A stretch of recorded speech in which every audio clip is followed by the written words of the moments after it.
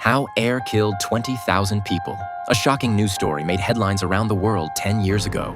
All the victims suffered from the same deadly illness, and the cause of this strange disease was more unexpected than anyone could have imagined. This boy was swimming when, suddenly, he lost consciousness and almost drowned. Luckily, his father was a doctor, and after a quick rescue, the boy was out of danger. However, tests showed that the boy had lung damage, and doctors couldn't predict when he would wake up. Outside the hospital room, his mother waited anxiously, and Jack, the father, tried to comfort her. He told her to go home and rest while he stayed behind to be with their son. What Jack didn't know was that this would be the last time he spoke to his wife. The next day, when the woman's sister returned home, she found her sister lying lifeless on the floor. The shock of the sudden death was overwhelming for Jack. His family had been struck by tragedy one after another, and no one could understand why. At the funeral, Jack cried bitterly. He couldn't come to terms with his wife's unexpected death, and he vowed to uncover the real cause of her passing. After performing an autopsy on his wife's body, Jack discovered that her lungs had undergone terrifying changes, but she had never smoked, which only deepened his confusion.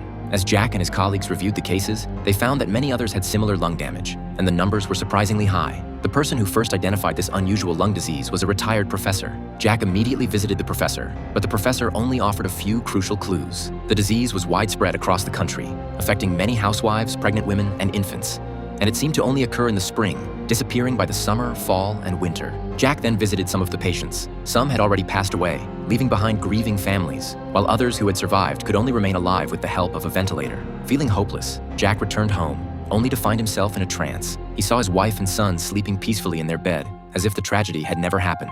As Jack stared at them, the humidifier on the nightstand suddenly switched on, releasing a fine mist. His wife immediately started coughing. Though it was just a hallucination, something clicked in Jack's mind. He had noticed that many of the families he had visited had humidifiers in their homes. Could the humidifier be the killer?